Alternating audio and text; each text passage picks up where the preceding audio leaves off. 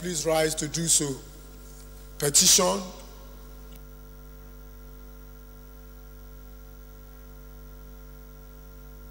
Yes, please.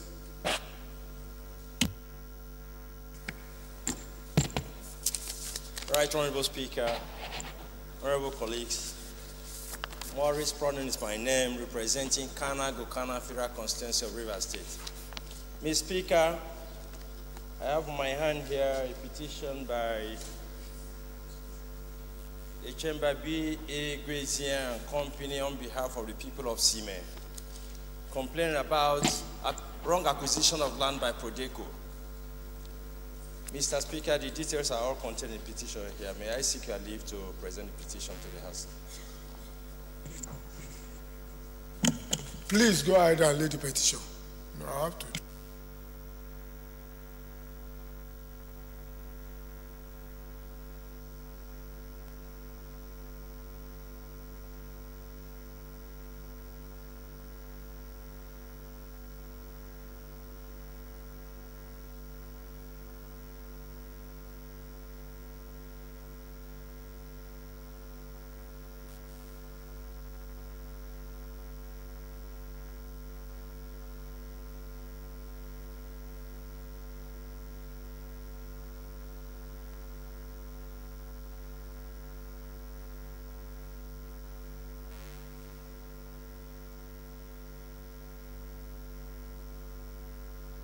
Ezenwa, go and be your minority leader now. Come and take the seat of the minority leader. I look at TJ. Okay, who is there? Ezekiel. Okay, come and support Ezekiel. TJ, come and be the minority leader supported by Ezekiel.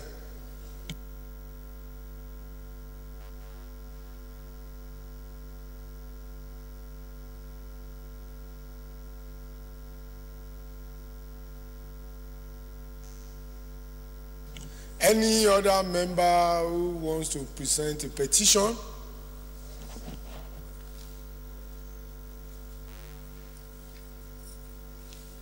Petition referred to the Committee on Public Petition. Okay. Okay.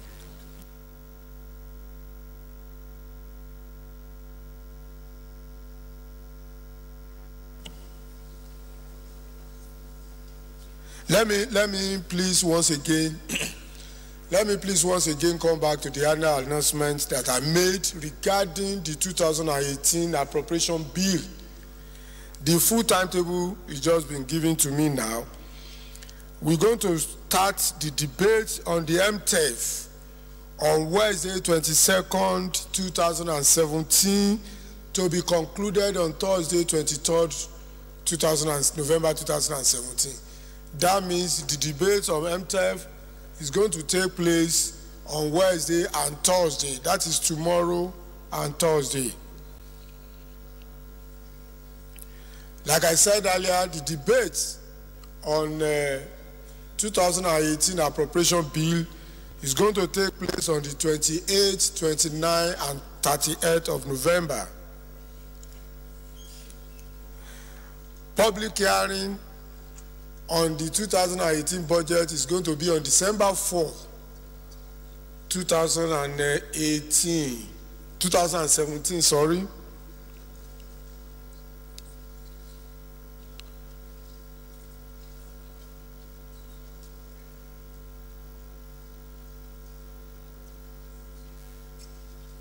And we are going to meet with the chairman of committee on 30th of November 2017.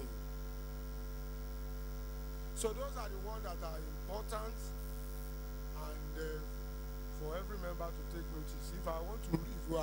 If you want me to read again, I can go through. MTEF debate is starting tomorrow, 22nd, and it's going to go through to Thursday, 23rd. Debates on budget is going to be on 28th, 29th, and 30th of November. Public hearing on 2018 budget is going to take place on the 4th of December. And leadership of the House is going to meet with the chairman of the committee on the 30th of November. Thank you very much.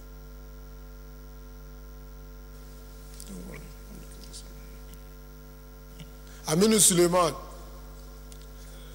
acting leader of the House. Don't run away.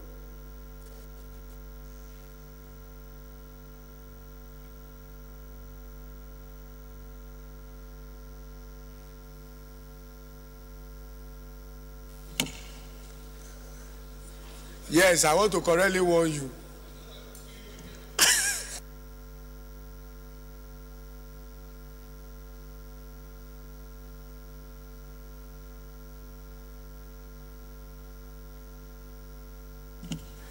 Petition referred to Committee on Public Petition.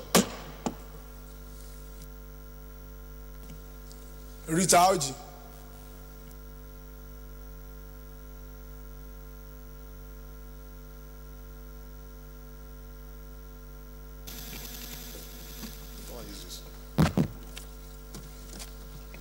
Thank you, Mr. Speaker, sir, and distinguished colleagues. My name is Rita Oji, member representing Ajeromi, Ifelo, the Federal Constituency. Mr. Speaker, sir, and colleagues, I'm from Lagos State. I rise to bring to the notice of this House under Order 8 as a matter of urgent public importance to investigate the need for the sale of non-core assets and scraps of Power Holdings Company Nigeria Limited. And I equally seek your indulgence, Mr. Speaker, sir, under the sub-rule 4 that I should be allowed to take this matter now. Thank you, Mr. Speaker, sir. There are two legs to the motion. The first one, Honorable Mazu.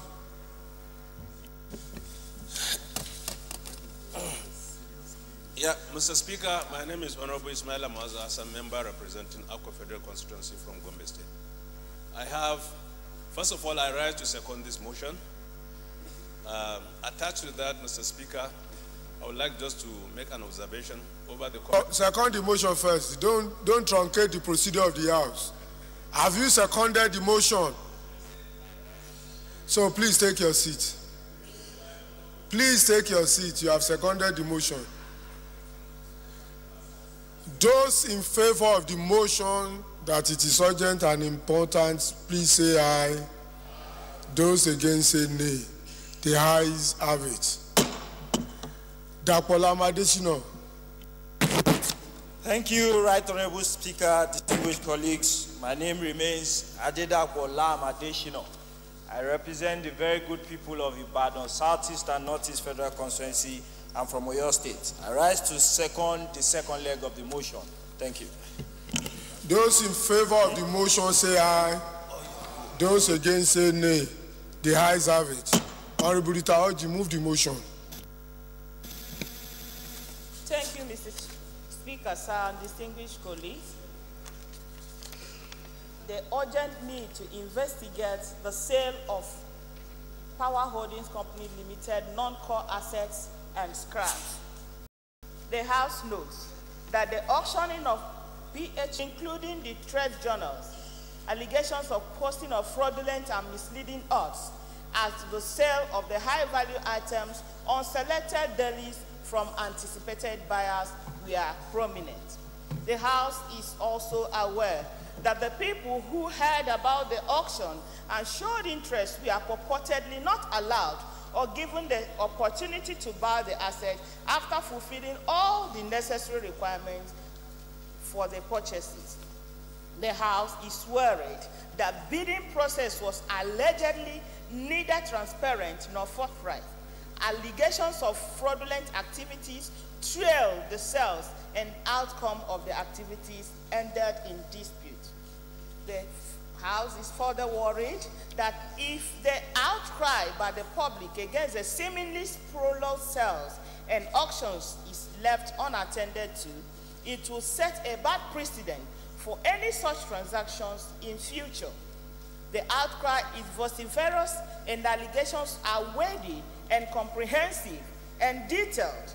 Scrutiny will enable both the alleged offender and the offenders to be treated judiciously. The House resolved that the Committee on NEPA, on Power and Public Procurement to investigate the alleged fraudulent sales of the asset and report back to the House within 1 month.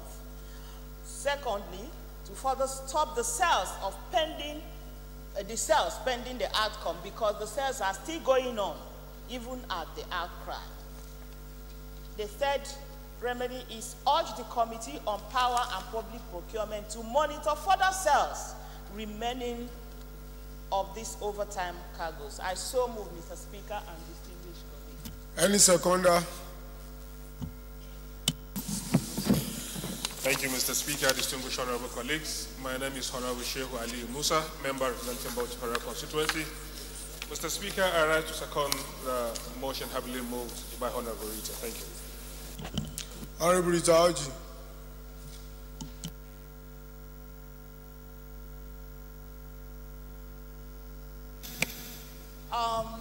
The motion itself is investigative, and I'm speaking from the point of information gathered from a couple of Nigerians who identified interest to buy some of these assets.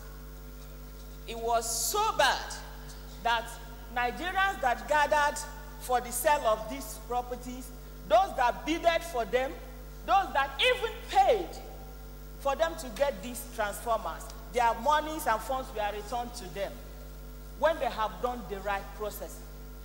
What is happening in Nigeria today is that there is still ongoing of sales of transformers that were inherited by NEMCO. Either they are selling it to themselves and they were appointing the people that are going to do the sales by themselves. The procedure of bidding under BPP was not followed. A lot of Nigerians were in the 6 geopolitical zones where all these sales had to take place. Unfortunately, you look at some of the areas, nothing like sales took place. Nothing was accounted for. Which account were these 200 and something billion that is supposed to be realized from the sales paid to? Was it through TSA? Was it through a natural pause? Was the bidding process done the way it should be done, which is supposed to be in national dailies? Couple of Nigerians that even come across 1 or 2 of the journals went to the venue for these sales and they didn't see anything going on. Rather, what they had was the sales that is being cleared. Those transformers, even the one that is painful, is the one that they inherited. When all the transformers everywhere are scattered, some communities does not have light, and them could find it difficult to even change those transformers for the people. Rather, they were all giving up for sales.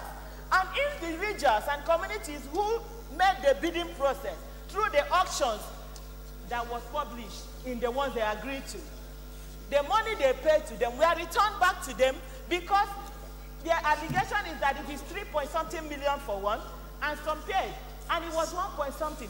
How much was this thing sold? If these investigations were not carried out, I can tell you Nigerians that if you are talking about corruption, if you don't meet this investigation in the board, it's going to be a very big problem, because there are a couple of buildings that belong to the same power holdings that is going to be sold and is ongoing already. How will Nigerians have faith in us if we shut up our mouths and say, let this injustice continue?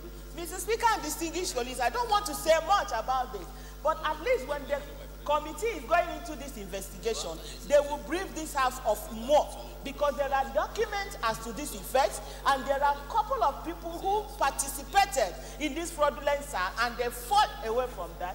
There are a lot of things we are supposed to know. But like I said, hence it is investigative. When the committee takes it up, they will brief this House and Nigerians will know the truth about the whole sales. Thank you, Mr. Speaker and distinguished colleagues. Honorable, since this motion is investigative in nature, anyway, I will call in this order. Okay, is the amendment you want to do, Toby? Is the amendment? Rotimi, is the amendment? Adebanjo, is the amendment? Isiaka, is the amendment? Okay, in that order, 1 minute. Thank you, Mr. Speaker. Dear colleagues, My name is Prince Rotimi Agunsoye, representing Koshope Federal Constituency of Lagos. Mr. Speaker, we all agree that light is the most essential thing in the world, because even God said in Genesis 1:3, "Let there be light," and there was light. Look at what is happening in Nigeria today. A situation where those that bought PHCN could not even meet up. We are still arguing that, and now they want to buy the infrastructure on ground. And for us to be able to transmit electricity, you need those infrastructure to be repaired. How could, for God's sake, say that they want to sell buildings, transformers, and all that? These people are not capable. So, Mr. Speaker, you said 1 minute, and I will stand by my 1 minute. I stand with Honorable Rita that they should investigate the allegation. So, dear colleagues, I submit. Thank you. Honorable Banjo. Thank you, Mr. Speaker. My name is Adebanjo Olufemi, representing Alimosho Federal Constituency of Lagos State. I want to say that I support Honorable Rita's argument concerning the PHN. What is really happening in Nigeria? Transmitting or generating power is not our problem. After generating power, we need to transmit it to Nigerians. And transformer, without transformer, nobody that the light can be transmitted to his house or our house. In an estate in Lagos, you have 5 giant buildings allocated 1 transformer. But in my constituency, where a transformer is being used by only about 100 houses, 50 houses, they have to shelve the transmission of the electricity to those houses a day after, 1 day on, 1 day off. And those landlords that are contributing money, they know that the company is supposed to bring transformer, but for years, decades, there's no transformer. They have to contribute money. And some are depending on the government, the legislatures, to buy them transformer. I pray that the requirements and the demands of Honorable Rita be followed by this House. Thank you very much. Honorable Isiaka. Thank you very much, Mr. Speaker. Honorable Ibrahim Ayokule Isiaka is my name.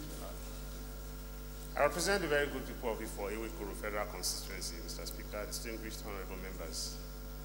It is so sad and very unfortunate that we are sliding again into another slip in the name of national asset inherited by these ineffective and inefficient organizations calling whatever begins their names.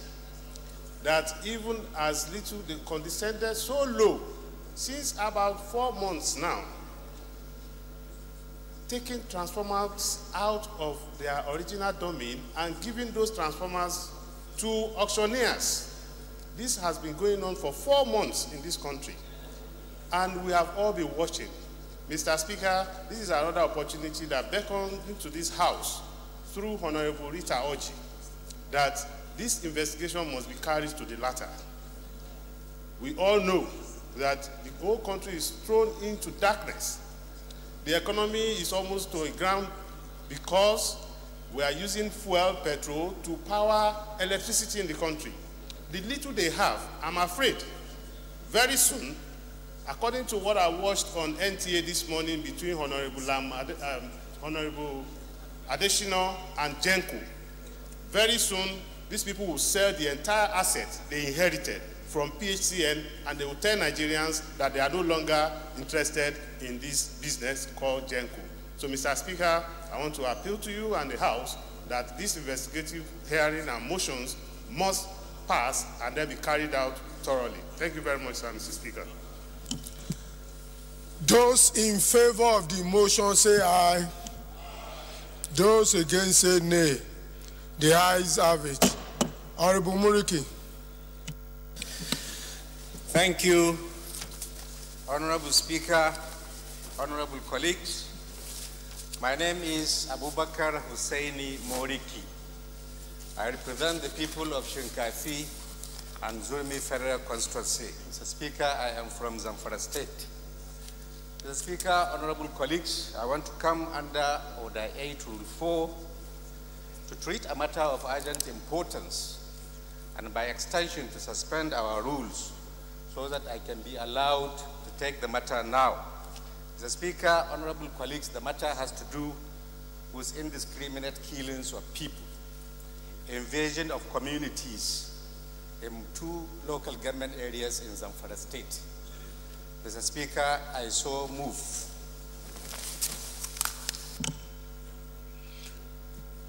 Honorable Kazim Mukaila. Second the first leg of the motion. Thank you, Mr. Speaker. I remain Honorable Kazim. I represent Abeokuta North, Obafemi, Owode, and Odeda. I rise to second the first leg of the motion as ably moved by Honorable Moriki, Chairman Industry. Thank you.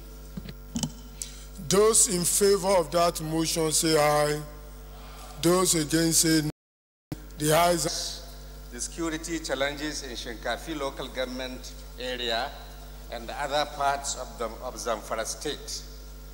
The House may wish to be informed that some armed gunmen suspected to be cattle rustlers invaded 2 villages, namely Malamawa and Tungar Mekahu in Shinkafi local government area of Zamfara State between the hours of 16 hours and 18 hours on Friday, 17th of November, 2017. Mr. Speaker, honorable colleagues, also informed that massive damages, losses, and other casualties involving death of about 25 persons. Several others were hospitalized and the properties worth millions of naira were lost. Further informed that some other communities in neighboring local government areas also suffered similar challenges in the recent past. This includes the burning of even some vehicles believed to be belonging to the Nigerian army in the process of exchange of gunfire in one of the attacks about 1 month ago. Also recall that at various fora, I and my colleagues from Zamfara State in this honorable chamber had cause to bring the issue of insecurity in Zamfara State, during which several resolutions were adopted by this honorable house. Indeed, both the Zamfara State government and the federal government of Nigeria respectively took some far-reaching measures. The outcome of this were indeed felt by the citizens of Zamfara State positively. Concerned that, Mr. Speaker, the situation had now deteriorated in view of series of reports of attacks on communities leading to loss of lives and properties worth millions of naira. Further concerned that security agencies resident in the state could not handle such cases of attacks as and when they arose, resulting in continued fear and feeling of general insecurity on the part of citizens of the affected local government areas and the state in general. Aware that the main purpose of government at all levels is to protect lives and properties of its citizens and provide good governance for sustainable development. In this regard, Mr. Speaker, honorable colleagues, I respectively urge this honorable House to, 1, resolve to call on the federal government to urgently address the security challenges in Shinkafi local government area and other parts of Zamfara State. 2, direct the committees on public safety and national security, defense, and police affairs to carry out thorough investigations into the remote and immediate causes of the recent attacks leading to loss of lives and properties in Tungambe, Ahau, and the Malaba villages in Shinkafi local government area and other parts of Zamfara state, and a report back to the House within 4 weeks. 3, direct the National Emergency Management Agency, NEMA, to package immediate intervention consisting of food, clothing, and other basic necessities of life to the affected victims as a relief and in order to salvage them from the hardship they are now facing. And finally, number 4, Mr. Speaker, honorable colleagues, to observe 1 minute silence in honor of those who lost their lives as a mark of respect and a condolence to their families and their relatives. Mr. Speaker, honorable colleagues, I so move. Thank you. Any seconder? Honorable JJ. Thank you very much, Mr. Speaker. My name is Jima Ibrahim Olajide. I represent Lagos Mainland Federal Constituency, Lagos State.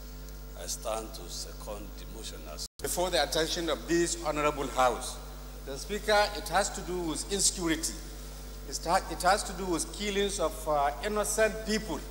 It has to do with destruction of properties. It has to do with fear and general insecurity in the communities that I represent, and in general in the state that I represent, which is Zamfara State.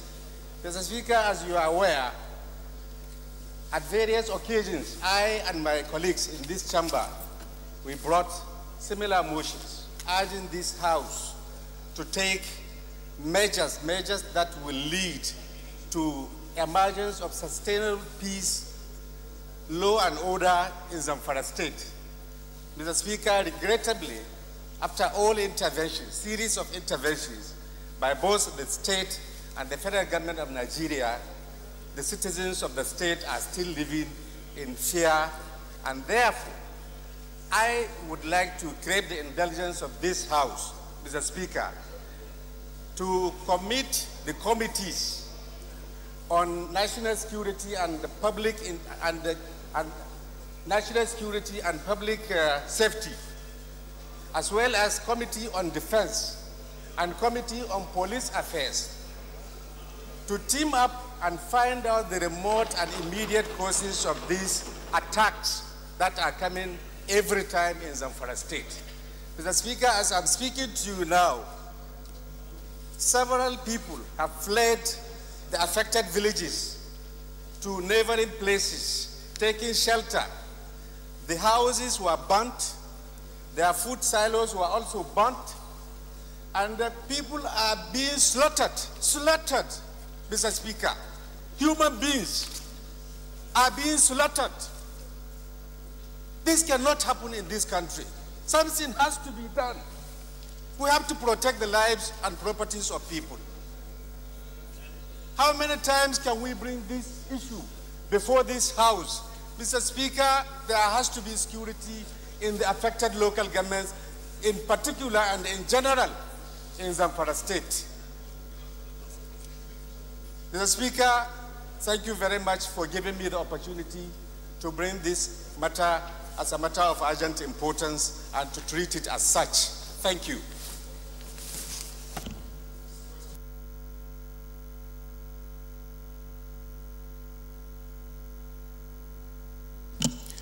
Is there anybody contributing at this column? Because I'm going to come like this. So I can recognize Jega here. So Jega from this column. But let it be brief, because we have a similar motion bordering on killings. Thank you, Honorable Speaker, my honorable colleagues. This matter, my name is Honorable Mohammed Umar Jega, representing Alero Gondu, Jega Federal Constituency, I'm from Kebbi State. Honorable Speaker, this matter is a very serious one. It affects the life, peace, and the security of the people living in the Zamfara State and its vicinity, surrounding villages. Provision of peace, security, orderliness, these are the principles of any government. Therefore, we have to take this matter very seriously to ensure that peace prevails in Zamfara and the neighboring states where this issue is causing a very serious. Honorable colleagues, I stand to support the intent and spirit of this motion. My colleague from Zamfara State mentioned that it is straightforward. Mr. Speaker, I do not think it is straightforward because this motion touches essentially on the relevance of government. And it is the constitutional responsibility of government to ensure the security, good governance of our populace. Honorable Speaker, honorable colleagues, if we have not entertained motions with regard to Zamfara State on the serial breaches of peace in that part of the country regarding cattle rustling, harassment, intimidation, and killing of Nigerian citizens, we have had motions that I would guess is up to 5 to 7 motions on that particular part of the country. Mr. Speaker, honorable colleagues, once a country operates on anything goes, then the constituted authority of that country is on a wall. And I will think that if after several motions, we are continuing to see the harassment of maiming of citizens of this country, and the security agencies and government has not taken appropriate action, then something is fundamentally wrong. I would also suggest that there will be need for this parliament, and the committee is suggested to liaise with and investigate to what extent the various motions that we have moved have been addressed. To what extent are the security agencies living up to expectations? I will also suggest that the committee so mentioned should engage with the state government. We cannot have cattle rustling, invasion of our communities continually in perpetuity, and nothing happens to be done. We don't appear to be doing anything. The other day, it was bombing in Maiduguri. A few days ago, we had attacks in Adamawa. I read in the newspaper yesterday that four citizens from Borno State were beheaded, and a senior citizen who was at the farm was told to go and tell the villagers what has happened to Nigerians. Why should we tolerate that? If government or security agencies they are on vacation, then this parliament will need to do something. And we want to know why we must continue on this paradigm. There has to be a paradigm shift. If it is poverty, if it is people who are invading us from other countries, there is no part of this country that is spared. None. And Nigerian citizens are being killed. Either they are killed innately because they are running away from the hazardous situation in this country, or they are killed in their own farms, in their own communities. I think we need to have a reverse and a proper conversation on what is actually happening. We can't continue moving motions without, there must be an end to every litigation, Mr. Speaker. And this must be a stop. We must stop moving motions on Zamfara and the invasion of communities. We must take action. And if the security agencies are not taking action, I think we need to report back to Parliament on why this should be so. Thank you very much. Honorable Olajide Jimo. Thereafter, Inena, and I come to this column. Thank you very much, Mr. Speaker. My name is Jima Ibrahim Olajide. I represent Lagos Mainland Federal Constituency, Lagos State. I want to support in totality the matter of urgent public importance that have been brought by one of our colleagues from Zamfara State. Zamfara is an integral part of Nigeria. And if there's any problem anywhere within this country, it's dangerous. First and foremost, I want to console the entire people of Zamfara for what has happened and for the lives that have been lost and the property that have been destroyed. And also, I want to condemn in totality that dastardly attitude of people who have done that part of this country. I want to describe that action as being barbaric and heartless, simply because this is about life of people. Anywhere we have peace, business can grow, atmosphere will be okay, economy will be very, very fantastic, because there's a saying that says that a peaceful environment is sine qua non to economic development. If we don't have that, where do you want to start? Number of people have lost their lives. Children have been involved. Widows have been involved. Men and women have been involved. Where do you want to start? It is very germane, very important that we must not take the issue of security with levity. We must take it as serious. This is a serious business that has involved life. Imagine if it were to be one of us. We have to be considerate. I heard him, I listened to him. Our colleague was crying. He was crying his heart. The number of lives have been lost. Still, after all, we don't know what to do other than to make a motion. We cannot do more than what we are doing.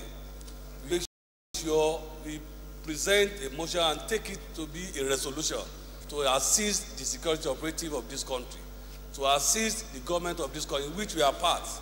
And I believe the only way out is to make sure we do the right thing at the right time. And he adduced reasons for all this. And part of the reason he said that he wants a palliative measure to be put in place, which is a lemma to assist with immediate effect those that have not been involved. But let me state very clearly that in the last couple of months, we have seen an upsurge in this kind of motions. And as far as I'm concerned, the reasons for this are tetra-headed. First and foremost, Mr. Speaker, we must recognize that the success that has been recorded in the world, in Syria, as well as in Iraq, have ensured that, in the words of the people who say, that the terrorists have been dislodged. Of course, everybody believes that terrorism, or the success of terrorism, is like a balloon. That when you pile pressure somewhere, all the other pressure goes down. So we have a lot of returnee jihadists who are coming back, who are going to areas, soft targets, with their arms and trying to create different hubs where they can operate from. Syria is no longer a haven for them. Iraq, of course, is getting very interesting for the rest of the world. Of course, with what is happening in Yemen as well. So we have a lot of blowback. But let me also say, Mr. Speaker, that this is also an opportunity for us to take a critical look at our climate change policy. Now, whether we like it or not, the people are moving towards water. Now, if we do not take a critical look at the Lake Chad Basin and what is happening in the Lake Chad Basin, with the fact that, of course, there's an excuse for moving in search of water and in search of pasture, then you see that there is a lot of that as well. Now, of course, as with all people who are mobile, Genghis Khan and so on and so forth, this is not the first time it has happened. There's a scorched earth policy. With that, what am I saying? you move into a place, do something so devastating that the people run away and they take over that place for their pasture. So of course, in history says in those days it was normal. But now the entire world is starting to see that. We also see that. Let me also make the point, Mr. Speaker, sir, that as Parliament, what can we do? And I always believe that whenever we have a problem, we must find a legislative solution. I see a lot of people speaking about the Nigerian Armed Forces and saying that the Nigerian Armed Forces is probably not doing enough. But Mr. Speaker, in appreciating the Nigerian Armed Forces, let me say that we have probably the most overstretched armed forces anywhere in the world. We have 6 areas of serious interest. We have the Nigerian Armed Forces is dealing in the Niger Delta, they're dealing in the South, they're dealing in Boko Haram. And Mr. Speaker, we just don't have enough soldiers. We don't have enough soldiers. Funding for the military is also in question. So, Mr. Speaker, as Parliament, let us appreciate the Nigerian Armed Forces. I do not believe that the Armed Forces is not doing enough or that they do not want to do enough. I think that we need to fund, we need to recruit, we need to re-energize the Nigerian Armed Forces so that they are ready for this. Also, Mr. Speaker, so there must be the differentiation between policing and the functions of the Nigerian Armed Forces. If it is the Nigerian Police Force as well that is supposed to take care of the internal problems, then let us also fund the Nigerian police to be up to its responsibilities. Let us train and retrain them.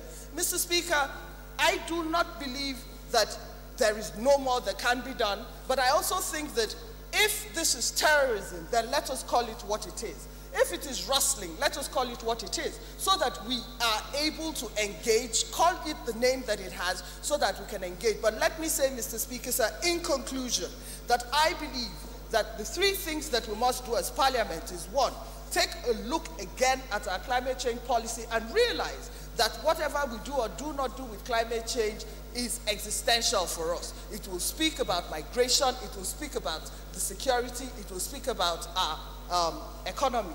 And then let us also look at the Nigerian Armed Forces, funding them and equipping them as well as the police. But Mr. Speaker, by this motion, as I say this, I also would like to appreciate the Nigerian Armed Forces, because I believe that in spite of whatever it is that we may think, that the Nigerian Armed Forces, overstretched as it is doing what they can do in the face of everything that is going on globally with regards to terrorism and the blowback on terrorism. Thank you very much. Honorable Flatter. Thank you, Mr. Chairman, Mr. Speaker. I am Abubakar Hassan Fulata. I represent Birniwa Krika Sama Gudi Federal Constituency. Mr. Speaker, I'm from Jigawa State.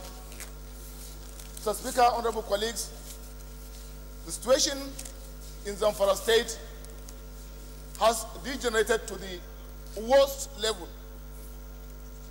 Hitherto, people were attacked in their villages and their property taken. Cattle owners were attacked in their communities and their cattle were rescued. Mr. Speaker, the current trend is that motorists plying the road along Funtua Gusau Road are just sprayed with bullets. If you are inside a car or a bus, the possibility is that without any notice, your car or your bus will be sprayed with bullets, and all the people inside the car or the bus will be killed. Mr. Speaker, the intention is no longer theft, it's no longer property, but pure carnage and barbarism. There is the need at this juncture for us to call on the federal government to declare a state of emergency on crime and criminality in the Zamfara State. Thank you, Mr. Speaker. Honorable Shakara. Thank you, Mr. Speaker, honorable colleagues. Let me start by commending the mover of the motion and also adopt the submission of my colleagues on this matter, Mr. Speaker. The issue of insecurity in Zamfara is a well-known issue, Mr. Speaker. But let me remind this House that sometimes back I brought similar motion here which necessitated the calling of all the service chiefs in this chamber. Mr. Speaker, the issue of insecurity in that area is not only in Zamfara State. Even as suggested by my colleague that if an emergency will be declared by the federal government, the declaration should be for the entire Northwest zone. Mr. Speaker, the issue of insecurity in Zamfara, Niger, Kaduna, and part of Katsina is so serious. Let me tell you, Mr. Speaker and honorable colleagues, what is happening in that zone as just highlighted by my colleagues. If you are now traveling from Kaduna to Birnin Gwari to Niger, the same issue also between Niger, Katsina, Zamfara, and even part of Kebbi is so terrible, Mr. Speaker. The motion brought by my colleague, as I speak to you, the people in my area are in panic. Once it happens in Zamfara, the next thing is in my area. So, Mr. Speaker, it's so terrible. What we are calling for government is that concerted effort should be put in place in that area. If not, definitely let me repeat, what is happening in Northeast is just a child play. I agree with my colleague, Honorable Nina. What we have been hearing is that it's a spillover of Boko Haram, it's a spillover of ISIL, that have got that area and then they come in that area because we have a very vast terrain of forest in that area, which goes across Kaduna, Katsina, Zamfara, and Kebbi. So the need for government to take drastic action on this issue is needed, Mr. Speaker. If not, the life of our citizens is in danger, Mr. Speaker. Thank you, and I hope my colleagues will support this motion. Baba Keita. Thank you, Mr. Speaker. My name is Ahmed Baba Keita, representing Kenke Kusadenga of Katsina State. Mr. Speaker, honorable colleagues, I rise to lend equally my voice to this all-important motion on how best to secure our country. I must confess that, drawing from what Honorable Inanna said, our military are doing their best. And the fact of the matter is that we have been overstretched. But even with all the engagement we have everywhere, government at certain time comes up with a policy that is very effective, and it naturally brings these attacks to the barest minimum. Attacks happen even in the best of in security. Once somebody is determined to cause or kill or maim, there is little or nothing anybody can do. However, when there were insistent kidnappings on Kaduna, Abuja, Zaria axis, the federal government deemed it to come out with a plan to checkmate such incidences. And it effectively worked. We do have, but it was very rampant at a certain point in time. Now we only have pocket. And this is the approach. We are praying that the federal government should adapt to take care of these states that are affected by this castle wrestling or militancy or terrorism or whatever it is. However, while we appreciate this, and I have to remind us that you can only use what you have. The number of our military, the number of our police, compared to our compared to our population, is still not impressive. So, which means we have to do everything, or we need to encourage the government. MT Moguno. Thank you, Speaker. My name is Honorable Mohamed Tahir Moguno. I represent Marke Moguno Nganjay, Federal Constituency of Borno State. Mr. Speaker, honorable members, I really sympathize with my colleagues in Zamfara, Kano, and Niger axis, because what we are witnessing today in this part of the country is what we witnessed in northeastern part of the country during the peak of the Boko Haram insurgency, whereby communities are completely annihilated, communities are completely destroyed as a result of the insurgency. I really sympathize with them. My heart goes out for them. Mr. Speaker, honorable members, as rightly observed by the Chairman, Foreign Affairs Committee, our military has been overstretched. Today, our military are performing duties that is supposed to be ordinarily performed by the police, because the number of policemen in Nigeria is so inadequate to police the population of 160 million people. That is why our military are now engaging in duties or responsibilities that ordinarily are supposed to be discharged by the police. So the panacea, as rightly observed by Honorable Inenna, is one, to recruit more soldiers and also give them an environment that is conducive to do their work. One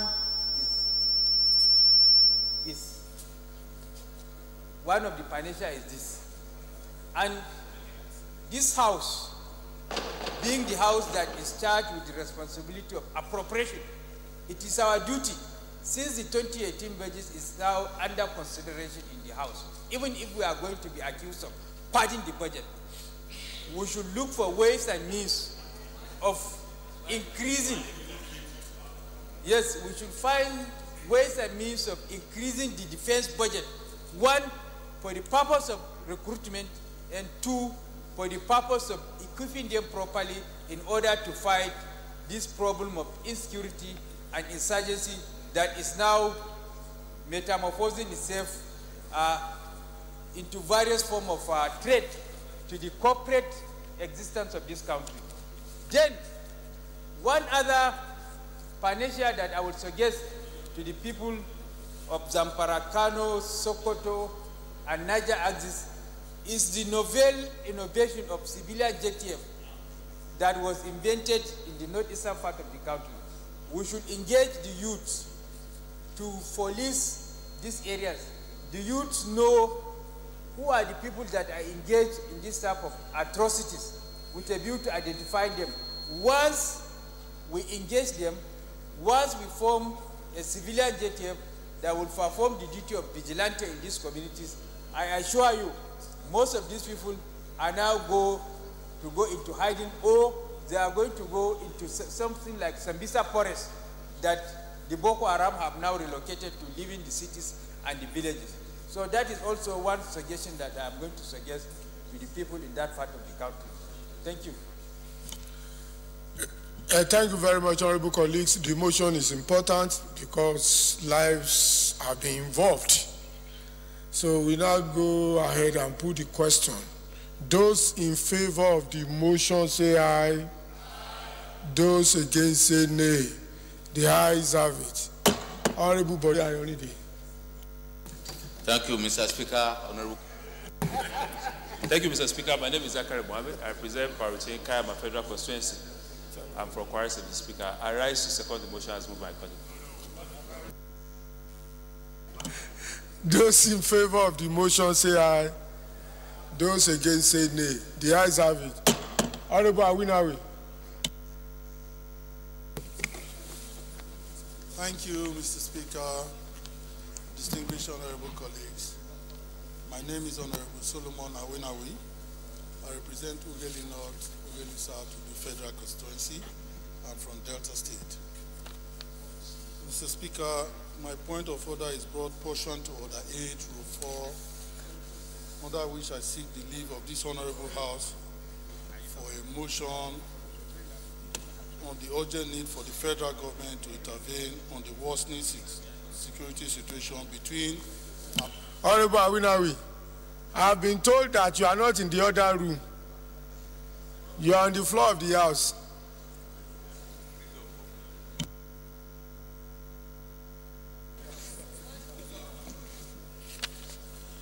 Mr. Speaker,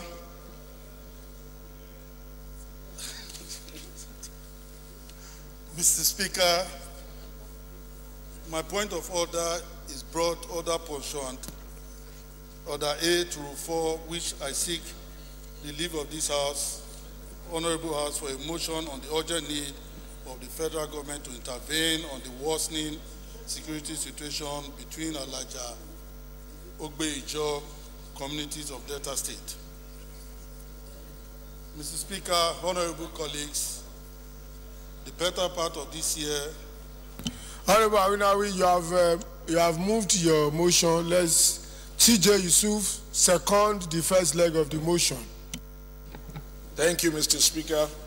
I'm TJ Yusuf. I rise to second the motion that the budget is urgent and important for us to take now, Mr. Speaker. Those in favor of the motion say aye. Those against say nay. The ayes have it. Lovett DC, second the second leg of the motion. Thank you, Mr. Speaker. I remain Chief Idisi Lovett. I represent the good people of Ethiopia East and West Federal Constituency of Delta State.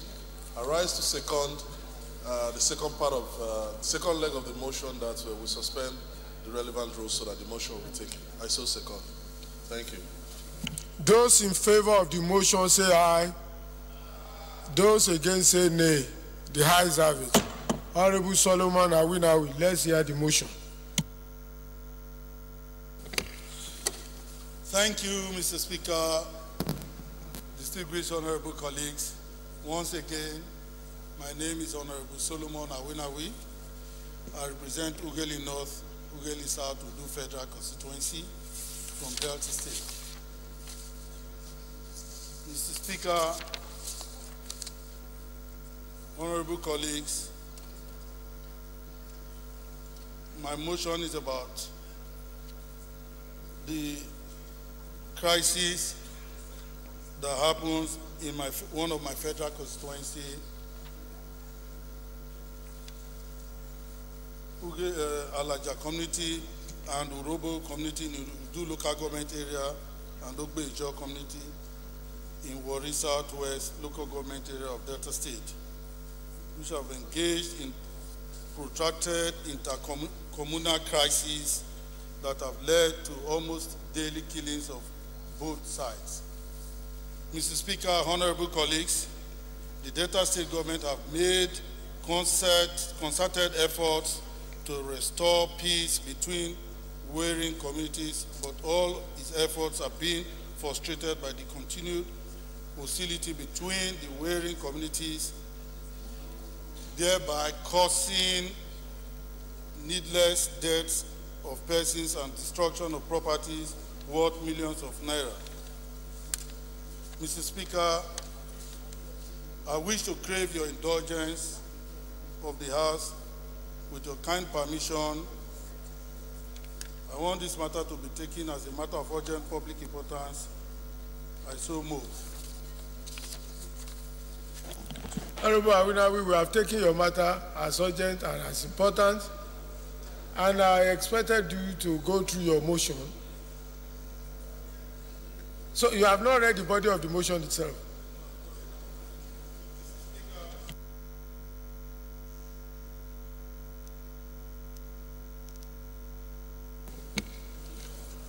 Note that this House knows that for close to 10 years now, there have been intermittent clashes between the people of Alaja community and Urobo ethnic group of Udu local government area and the people of Ogbe-Ijo community and Ijo community in Warri Southwest local government area. Sad to note that these communities have lived peacefully together for ages prior to this needless intercommunal crisis that have claimed so much lives and properties. This House is aware that the cause of this crisis is as a result of boundary dispute and ownership of land between both communities. As all efforts by the Delta State government to broker an acceptable and peaceful resolution to this crisis have not yielded the much desired result. Concerned, that these crises between these two communities have brought untold hardship to indigenes of both communities, which has led to the destruction of unquantifiable properties on both sides and countless loss of lives of young, promising youths. And the rate at which these needless and heartless killings are ongoing, if not checked and brought under control, would spell doom for both communities. Worried that this crisis has brought to a standstill socio-economic life in these communities, as nobody is sure of where the next bullet or attack will emanate from. Women are scared of going about their businesses of buying and selling, while farmers and fishermen have little or no choice than to sit at home for fear of being killed by the rampaging combatants. Result: urge the federal government to direct the security agencies, particularly the Nigerian Army, to move in to restore peace and stop the indiscriminate waste of human lives and properties in these communities. Number 2, call on the National Boundary Commission to intervene by finding a lasting solution to this recurring agitation crisis by determining the boundary between both communities. Number 3, urge the National Emergency Management Agency, NEMA, to provide relief materials to those affected by this crisis. Thank you, Mr. Speaker. So moved. Any seconder? Honorable Daniel Reneju. Thank you, Mr. Speaker, my honorable colleagues. I am Honorable Daniel Reneju. I represent Warri Federal Constituency, Mr. Speaker. I rise to second the motion as moved by my friend and brother and colleague, Honorable Solomon Akwinakwi. I so move, Mr. Speaker. Thank you. Honorable Awinawi, in 2 minutes. Thank you, Mr. Speaker. My distinguished honorable colleagues, I remain Honorable Solomon Awinawi from Delta State. I represent Ughelli North, Ughelli South, Udu Federal Constituency. Mr. Speaker, honorable colleagues, you will all agree with me that this borders on security matters. I would want this, Mr. Speaker, honorable colleagues, I want you people to look into this so that the incessant killing of people in my federal constituency, which I represent, that they should look into all of this so that they should ensure that this does not happen again, because lives are being taken every other day in my federal constituency. For example, like as I said, the people are very worried, most especially the women. Today they cannot go about their normal businesses because they never can tell when the next action will take place. I'm only appealing to you, Mr. Speaker, my distinguished honorable colleagues, to look into this, because it can happen to any other state, and it can happen to any other colleagues here. That lives and security is very important to us, because these are our people who must ensure that we protect them and we do everything to ensure that lives and properties are being secured.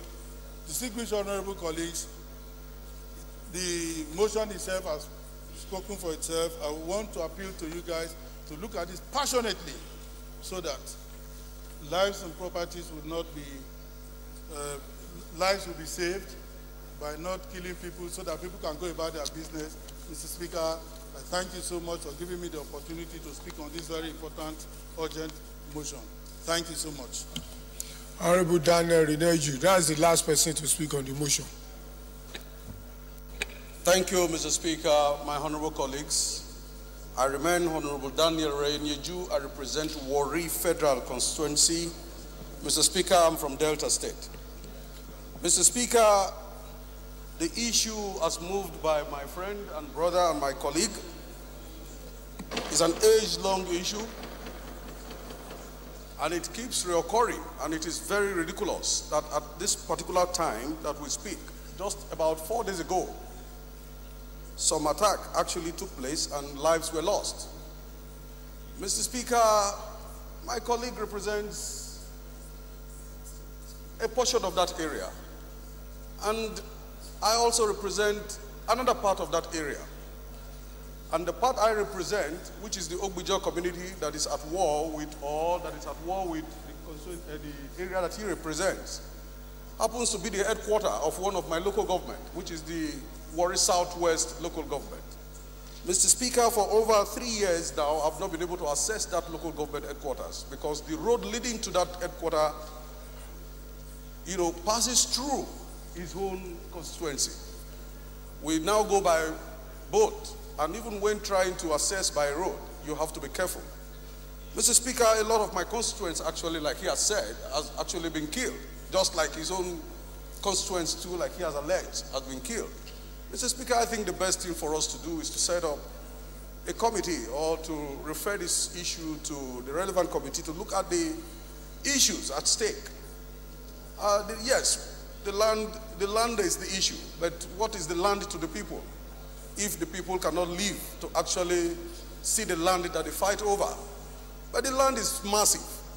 It can be shared by anybody, any part of it, or one can even sacrifice and say, I can leave it for you. But Mr. Speaker, it's really ridiculous, like I said earlier. But I think the motion is timely, and I will want to indulge my colleagues to look at it as very urgent, so that more lives cannot be lost. Ridiculously too, Mr. Speaker, I was of the opinion that when this issue started a couple of years back, though it has always been, reoccurring, I thought with the intervention of the Delta State governor, who was very passionate about it,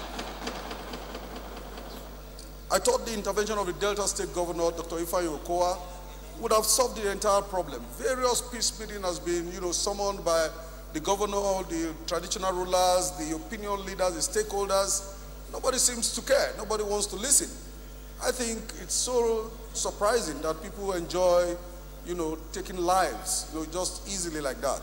So, Mr. Speaker, I support the motion, and I do not also want us to wait till 4 weeks, 10 weeks. It's something that we just need to move into, very urgently, so that these issues can be nipped in the bud. Thank you, Mr. Speaker, my colleagues. Those in favor of the motion say aye. Those against say nay. The ayes have it. Atowa, are you sure you know the motion you are voting on? Honorable Daniel Asuko, there has been a referral to your committee earlier this morning to investigate matters on sales of non-core assets of PACN. So you must take notice of that. Good.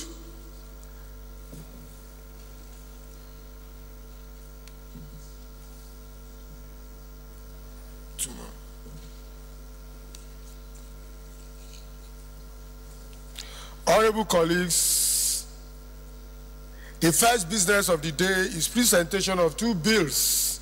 The clerk is invited to read their short titles.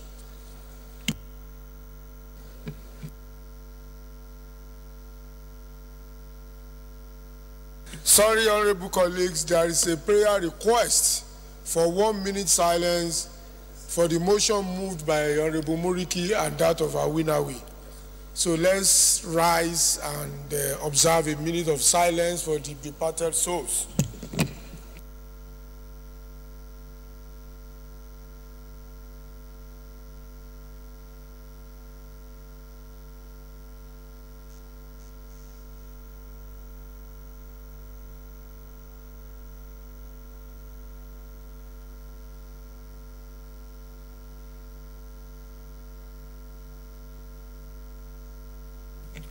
May the souls of the departed rest in perfect peace.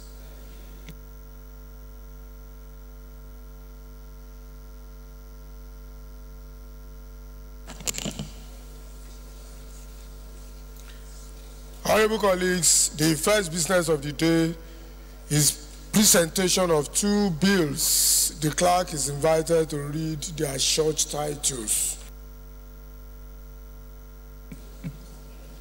Honorable Speaker, honorable members, Federal College of Education Manguno Establishment Bill 2017, first reading.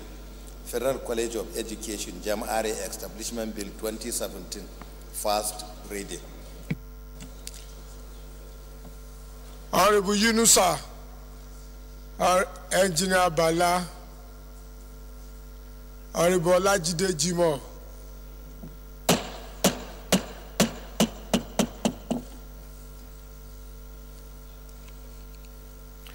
Honorable colleagues, the second business of the day is presentation of two reports of the Committee on Tertiary Education and Services, standing in the name of Honorable Aminu Suleiman. Honorable members will recall that the bills were referred to the committee on Tuesday, 15th March 2016 and Wednesday, 18 May 2016, respectively. The reports are ready for presentation. I now invite Honorable Aminu Suleiman to present the report. And he left a note that should be presented by Joseph Diowele. Thank you, Mr. Speaker. I have got the power of Anthony from the chairman to present and lay this report on behalf of the committee. There are two reports, sir. My name is Honorable Joseph John Wile, representing East and West, East and Central, and Gueben Federal Constituency from Edo State. The two reports are as follows. The first is that the House do receive the report of the Committee on Tertiary Education and Services on a bill for an act to amend the Students' Union Activities, Control and Regulations, Act Cap 14, Laws of the Federal Republic of Nigeria, year 2004, to remove the restrictions on student unionism and for related matters that was referred on the 15th of March 2016. The second report is that the House do receive the report of the Committee on Tertiary Education and Services on a bill for an act to amend the Federal University of Agriculture Act, Cap F22, Law of the Federal Republic of Nigeria,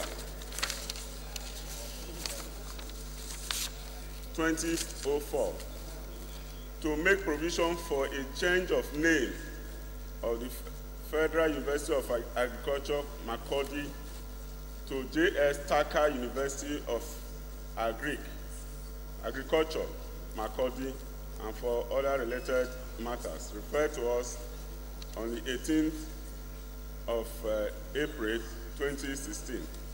So I crave the indulgence of Mr. Speaker to lay the reports. Any seconder? Honorable Right, Honorable Speaker and the honorable colleagues, my name is Akinwumi Nuruddin Olaitan, representing Ifakoijaye Federal Constituency, Lagos State. I rise to second the motion for the presentation of reports. Those in favor of the motion say aye. Those against say nay. The ayes have it. Honorable Joseph Diowele, please lay the reports.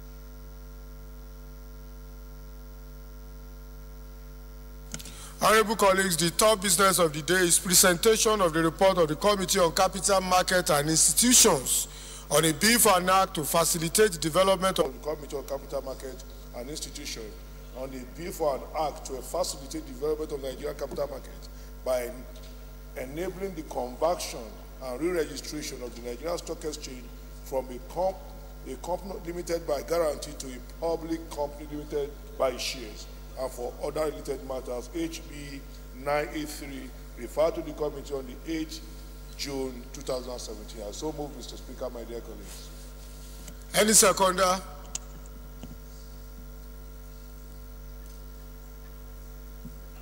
Honorable Ofongo. Mr. Speaker, honorable colleagues, Henry Ofongo is my name. I represent Southern Ijaw Federal Constituency of Bayelsa State. Mr. Speaker, I rise to second the motion as moved by Honorable Tajuddin. I so second. Those in favor of the motion say aye. Those against say nay. The ayes have it. Honorable Yusuf, please lay the report.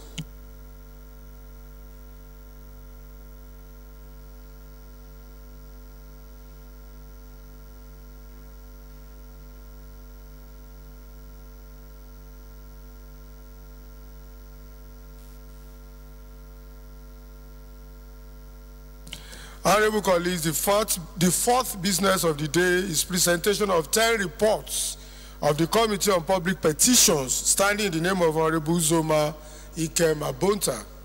The reports are ready for presentation, and I invite Honorable Abonta to lay the reports. Chairman, Rules and Business. Thank you, Mr. Speaker, honorable colleagues. I am Dr. Bode Ayorinde. I represent Owo and Ose Federal Constituencies. I rise to move that the 4% of the day be stepped down as Honorable Abonta is not on the floor of the House. Item stepped down by the leave of the House. Honorable colleagues, the first order of the day is consolidation of two bills. Honorable members may wish to note that the bills are on the same subject matter, and I invite the Chairman Committee on Rules and Business to move that the bill be now consolidated. Chairman, Rules and Business. Thank you, Mr. Speaker. Honorable colleagues, I am Dr. Bode Ayorinde. I represent Owo, Ose Federal Constituency. I am from Ondo State. Honorable colleagues, I move that a bill for an act to amend the National Orientation Agency Act, capped N64, Laws of the Federation of Nigeria 2004, to provide an operational framework for the global initiative for harmony corps to promote inter-ethnic integration, mediation, peace building, mutual understanding, and patriotism for peaceful coexistence, and for related matters, and a bill for an act to amend the National Orientation Agency Act, cap N64, Laws of the Federation of Nigeria 2004, by including a representative of the traditional institution and the Youth Council in the membership of the board of the agency, and for related matters be consolidated as one bill. I so move. Any seconder?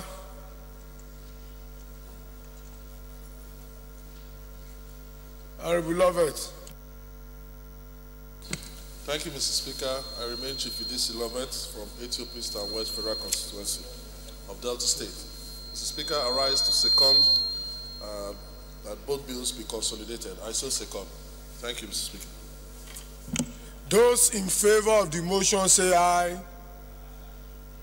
Those against say nay. The ayes have it. Committee on Rules and Business, please schedule a date for the commencement of debate on the general principle of the bill. Honorable colleagues, the second order of the day is consolidation of two bills. Honorable members may wish to note that the bills are on the same subject matter, and now invite the Chairman Committee on Rules and Business to move that the bills be now consolidated. Chairman, Rules and Business.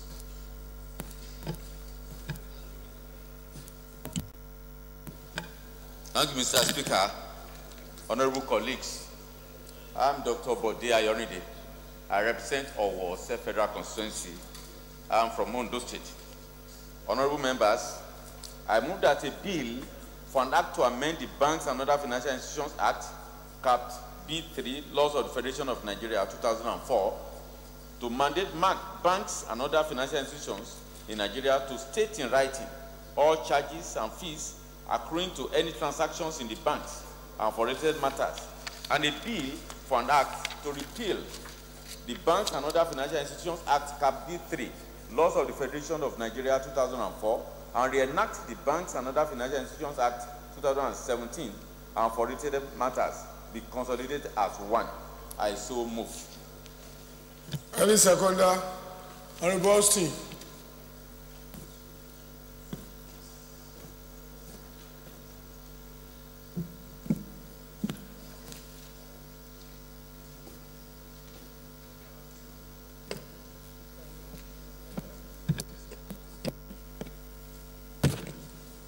Thank you, Mr. Speaker.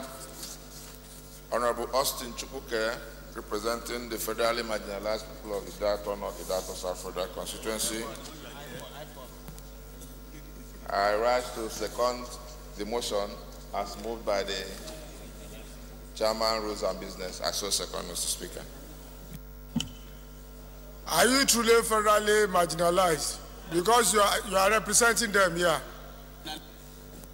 Take your seat. You are not federally marginalized. Take your seat. You are not federally marginalized. You are representing them. So they are not marginalized. Austin, take your seat. Those in favor of the motion say aye. Those against say nay. The ayes have it. Committee on Rules and Business, please schedule a date for the commencement of debate on the general principles of the bill. The third order of the day is commencement of debate on the general principle of a bill for an act to amend the National Boundaries Commission Establishment Act, Chapter N10, Laws of the Federation of Nigeria 2004, to provide for regular, periodic delimitation and supervision of states, local governments, and community boundaries by the Commission so as to check and forestall boundary disputes and for related matters. Standing in the name of Honorable Itagbo, honorable members will recall that the bill was read the first time on Thursday, 24 October 2017. I now invite Honorable Itagbo to move that the bill be now read a second time. Chairman, Rules and Business. Thank you, Mr. Speaker. Honorable colleagues, I am Dr. Bode Ayonide. I represent Owo Federal Constituency. I rise to move that the third order of the day be stepped down as Honorable Idagbo is not on the floor of the House. Item stepped down by the leave of the House.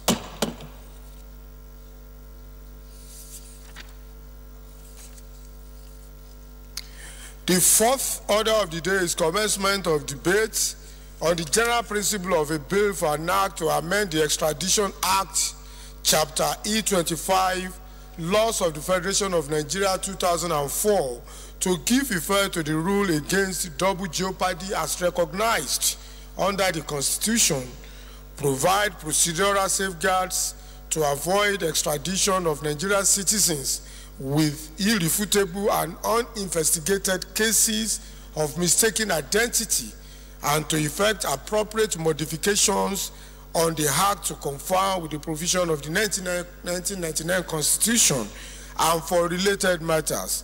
Standing in the name of Honorable Solomon Awinawi, honorable members will recall that the bill was read the first time on Thursday, 31st October 2017.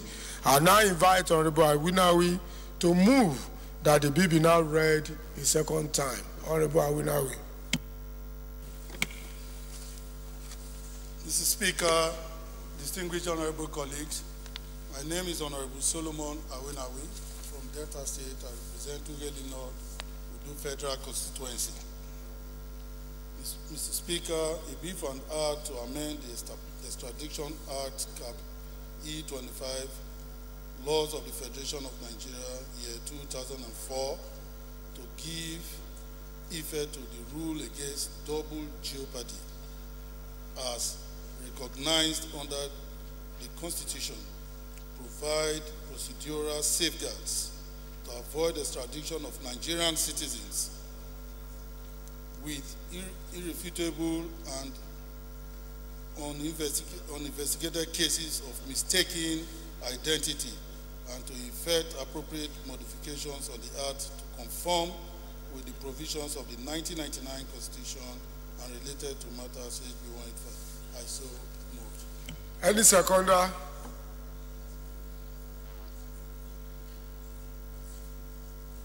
Honorable Agboola, you are still fresh. Honorable Agboola. Honorable Speaker, sir, I rise. I, Honorable Pastor Kennedy Agboola, representing Oye Federal Constituency, rise to second the bill as moved by the mover. Thank you, sir. Honorable Awina will lead the debate.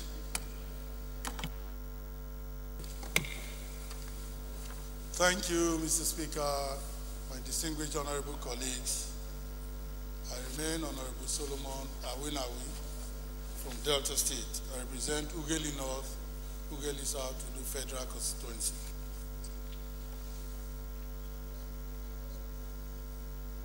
Lead debate on a bill for an act to amend the Extradition Act, Capi 25 Laws of the Federation of Nigeria, year 2004. Mr. Speaker, my respected colleagues, permit me to lead this debate on the general principles of a bill for an act to amend the Extradition Act, E25 Laws of the Federation of Nigeria, year 2004. Honorable colleagues, you will recall that this bill was read for the first time on Tuesday, 31st October 2017. Mr. Speaker, extradition between Nigeria and other countries is regulated by the provision of the 1999 Constitution, statutes and diplomatic treaties. The enabling statute that allows Nigeria to enter into such extradition treaties is the Extradition Act. Mr. Speaker, honorable colleagues, the amendment of this bill is to, amongst others, amend Section 6, 7, 8, 9, and 15 of the Extradition Act, Cap 25, with a view to bring these sections in conformity with the provisions of the 1999 Constitution as amended. Mr. Speaker, with your kind permission, let me refer this House to Section 25, subsection 1, I of the Constitution.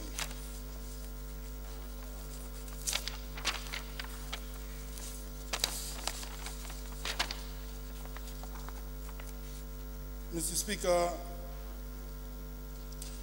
a careful study of Section 251, subsection 1, I of the 1999 Constitution vests on the Federal High Court the exclusive jurisdiction to hear and determine all issues that relate to extradition matters.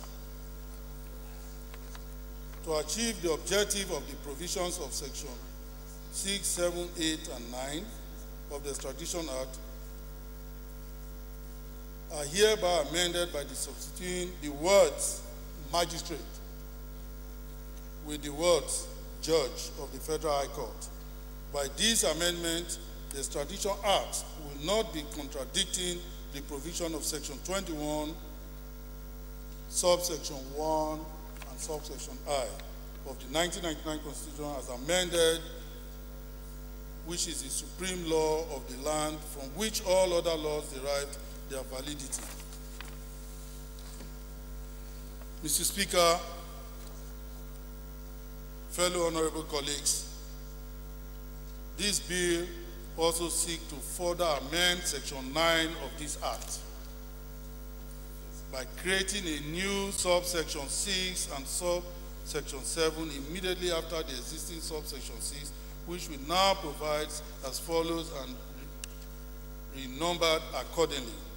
Section 9, subsection 6, where a claim of a mistaken identity is raised by a Nigerian citizen who is the defendant of the extradition case that has been concluded in any of these countries, including Nigeria, hearing and held in accordance with the provision of the Act, shall dismiss the application for extradition and order accordingly the defendant discharged. While the new subsection 7 of this section now provides, where no evidence is laid by the plaintiff or the requesting country to satisfactorily rebut the claim of mistaken identity as raised by the defendant, or where judgment has not been appealed or set aside within 2 years, or a case that has been concluded by way of judgment in any country that shares extradition treaty or similar extradition laws with Nigeria. The defendant shall not be expected to arrest, interrogation, detention, charge, or conviction. Mr. Speaker, a further amendment is also made in Section 15 of the Principal Act to a new paragraph, C, immediately after the existing paragraph B, details of which are captured in our journal. Mr. Speaker, honorable colleagues, the essence of the above amendments are to give effect to rule against double jeopardy as recognized under Section 36, subsection 9, and subsection 10 of the 1999 Constitution of the Federal Republic of Nigeria, as amended, as the combined effect of the above cited provisions strongly and unequivocally prevent the trial of Nigerian citizens in Nigerian courts over the same offenses for which they have been convicted or acquitted of in foreign lands.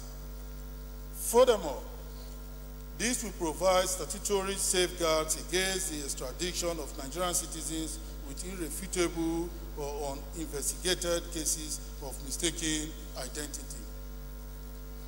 Mr. Speaker, my respected colleagues, from the foregoing, therefore, the proposed amendment would reinforce the right to fair trial, Section 36 of the 1999 Constitution as amended, and also gives recognition under the Principal Act for the exclusive jurisdiction conferred on the Federal High Court over extradition matters by the Constitution. Mr. Speaker, in line with the resolve of the 8th House of Representatives to review existing laws, the need to review the Extradition Act number 87 of 1966 cannot therefore be overemphasized. I therefore appeal for overwhelming support that the bill be read for the second time and referred to the relevant committee for further legislative action. Please, I so moved. Thank you, Mr. Speaker.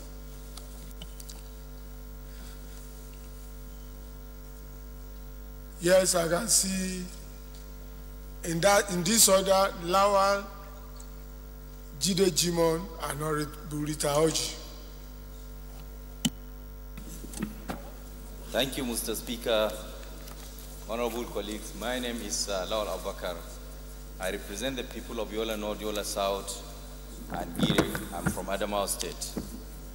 First of all, Mr. Speaker, I would like to congratulate the mover of this bill for at least his foresight to have brought issues that are ultra-virus with the Constitution. The laws that he's citing on extradition, some of them, they were not in consonant with the Constitution. And we do know that Section 1 of the Constitution, 1999 as amended, says that anything that is inconsistent with the Constitution, the provision of the Constitution shall prevail, and such inconsistency in the other law is null and void. So if you look at the provision of where the areas he wants to amend, some of them, they are in direct conflict with the provision of Section 251 of the Constitution, which confers jurisdiction solely on the Federal High Court. Subsection 225, 251I confers jurisdiction on the Federal High Court to try any case on the issue of, with the permission of the Speaker, I would like to read that provision. It says, issues of citizenship, neutralization, and aliens, deportation of persons who are not citizens of Nigeria, extradition, immigration into the immigrants from Nigerian passports and visas. So if we are saying that magistrates should try these cases as stated in the provision of the law, which is now seeks to be amended, it is really inconsistent. So we have to bring out most of our laws that probably maybe they have enacted before the emergence of this constitution. Mr. Speaker, I urge our colleagues to support this because of that inconsistency that we want to see that the provision of the Constitution remains supreme.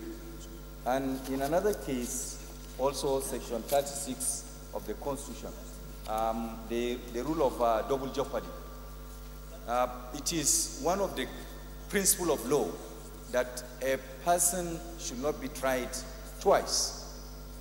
Or rather, if he is pardoned by a court of competent jurisdiction, he should not be tried on that particular case. So if you look at the laws that we want to amend, it is inconsistent with the provision of that Section 36 of the Constitution. Mr. Speaker, looking at our standing rules, I think these are some of the advantages of why this amendment is necessary, and I urge my colleagues to support this amendment, and I so submit, Mr. Speaker. Thank you very much.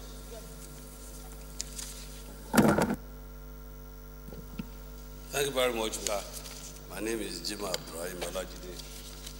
I'm from Lagos Mainland, Federal Constituency, Lagos State. I want to salute the courage of my colleague, Honorable Solomon Awinawi, for him to have thought deeply, proposing this kind of amendment into the existing law of the country. The basic principle for this amendment is very, very important, and it is the popular saying that the basic principle for justice is fair hearing.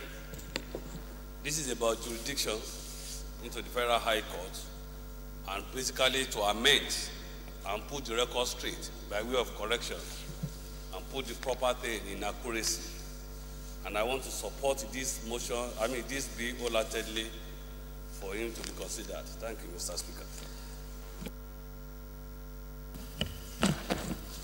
Thank you, Mr. Speaker and distinguished colleagues. My name is Rita Oji, member representing Ajeromi Fellow of the Federal Constituency. I'm from Lagos State. Mr. Speaker, I rise to support this bill, ably moved by Honorable Solomon. My reasons differ that different countries of this world are going closer to their ground norms in order to have a standard practice where acts or bills will not be in infringement to the ground norm of the society, which is the Constitution. Looking closely at Section 36, I wouldn't want to repeat myself what other honorable members have said. This amendment is trying to bring to fore the real reality on ground, which is a rule of double jeopardy. And Section 251 equally. If we did not look clearly on statutes like this, we will be operating on a pedestrian that is different from what is obtainable everywhere in the world. Mr. Speaker and distinguished colleagues, I want to just make a brief remark on a new immigration bill recently passed by United Kingdom. Seeing fully well that a couple of Nigerians are there, some of them are no longer having a permit to stay, or some of them have overstayed for one or 2 days. A new bill of this stuff was brought up to make sure that their bank statements are sent to home offices in order to make sure that they don't access any fund they have without making a lot of noise. Right here in Nigeria, a couple of Nigerians are facing these issues of double identification. Somebody might say, oh, I'm not the one, or I'm the one, without going through the real investigation to be sure whether that is true. people will apply in one way or the other for their extradition. In UK, for instance, they brought this new bill, Immigration Bill Statement of Intent, Section 47, Schedule 7. What they brought up is secretly that those Nigerians that overstayed for either 1 day or 2, or maybe they don't have the right to stay in the United States again, by making the first bill, amending it to reflect that Nigerians that are over there without a permit cannot open an account. But it becomes clear that there are some Nigerians that already have a current account. They brought up amendment like this, Honorable Solomon brought.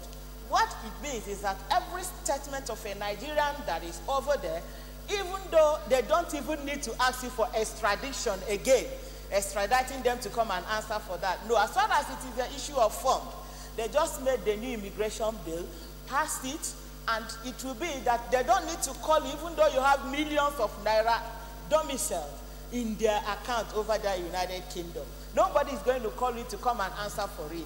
It is no longer criminal to park money there. So the bill is now allowing them to make use of that money without telling anybody anything.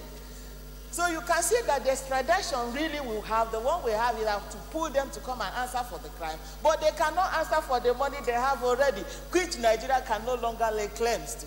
So I'm supporting this so that it's of no use sending people to go and answer certain questions, even when investigations are no longer completed.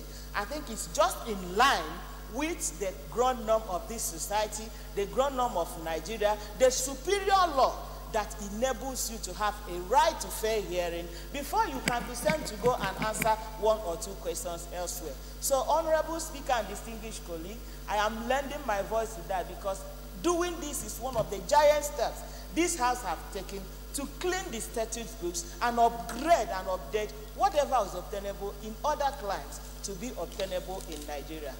Thank you, Mr. Speaker. Thank you very much, Honorable Oji. The question now is that the bill be now read a second time. Those in favor of the motion say aye.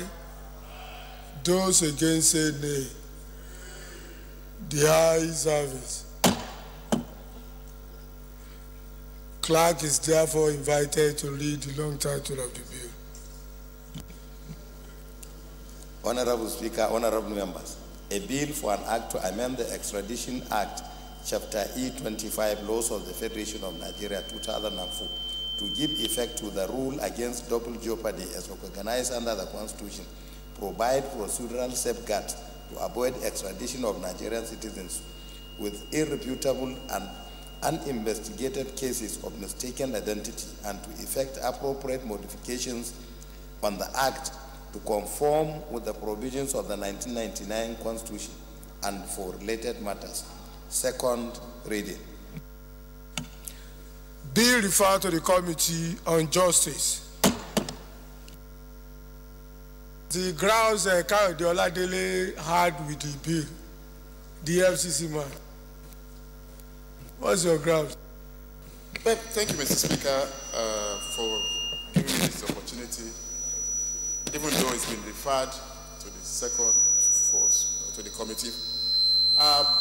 The problem I have with the bill is that whereas the first argument on the issue of the magistrate and the judge is okay, we have to put the two together, and since the Constitution says a judge, and then the Extradition Act says the magistrate, we can amend that to reflect the constitutional provision. But on the issue of the double jeopardy, that is where my problem is. We are looking at issue of extradition. We're not talking about... Okay, I'm only asking you you have the opportunity when there is a public hearing. So you can go and straighten those one out when you have the public hearing. The fifth order of the day is a motion on a boat mishap and flood disaster in Ogbaru Federal Constituency, Anambra State, standing the name of Honorable Chukwuka Oyema. Honorable Oyema is invited to move the motion. Were you at home for the election? Unfortunately, you know how the election went. Thank you, Mr. Speaker. My name is Chukwuka Onyema. I represent Obaru Federal Constituency of Anambra State. I rise to move a motion on the boat mishap, flood disaster in Obaru Federal Constituency. The House notes, the House is informed that on Saturday, 26 August 2017, was a dark day in Obaru Federal Constituency as a result of a boat mishap, which led to the loss of lives and wares and also rendered young children orphans.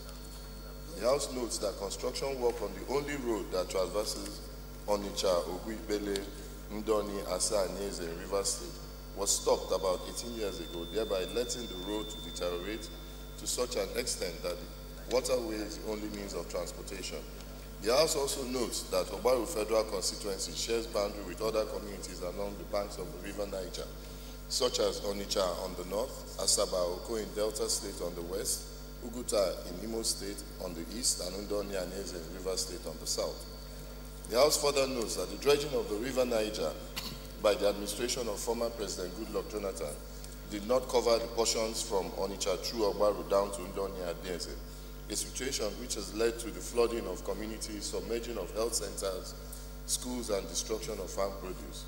The House is concerned that there could be an outbreak of epidemic as a result of the stagnant water and flow of industrial waste from Onitsha urban if nothing is done to cause the water to recede. The House resolves to 1. Observe a minute silence in honor of those who lost their lives in the flooding. 2. Urge the Federal Ministry of Power, Works and Housing to include the rehabilitation, construction of Osomala Oguibele Ndoni Road in 2018 budget proposal. Also urge the federal government to initiate the dredging of River Niger from Onitsha through Obaru to Rivers State. And then the House further urges the National Emergency Management Agency to send relief materials to the victims of this disaster. And finally calls on the National Primary Health Care Development Agency to provide vaccines for the victims against waterborne diseases and epidemics. Okay, sorry. Finally, to mandate the Committee on Works, Emergency Disaster Preparedness, Healthcare Services and Ports, Harbors and Waterways to ensure compliance and report back within 8 weeks for further legislative action. I so move, Mr. Speaker. Any seconder? Honorable Binta.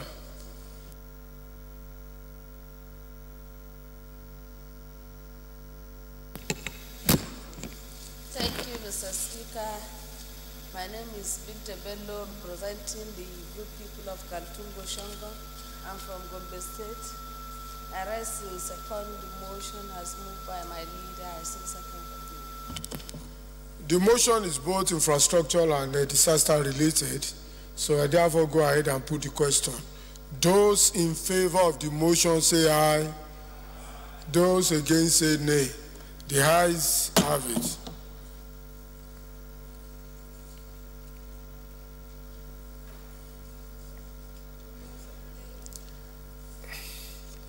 Okay, honorable colleagues, let's rise to observe 1 minute silence for the departed souls.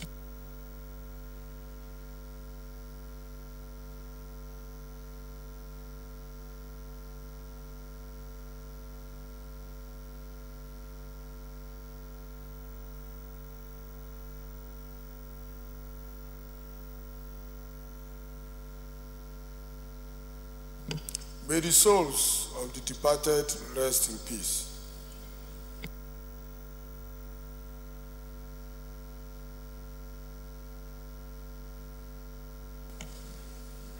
The sixth order of the day is a motion calling on Ibadan Electricity Distribution Company to restore electricity supply to Ejigbo local government area of Osun State and its environs.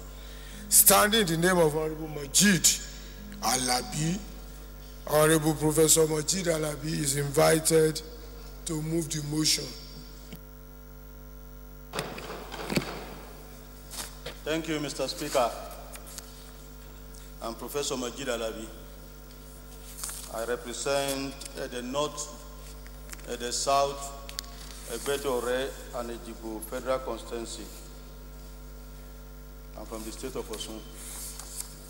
With the kind permission, I move a motion that this House do call on Ibadan Electricity Distribution Company to restore electricity supply to Ejigbo local government area of Osun State and its environment.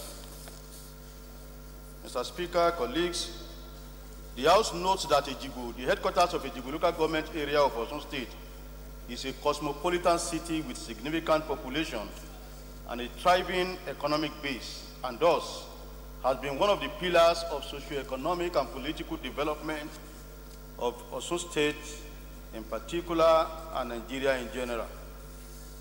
The House is informed that the local government area and its environment, comprising towns and villages with population figures close to 1 million Nigerian and foreign residents, have been in complete blackout for more than 3 months now, and there appear to be no end in sight to this uncomfortable situation.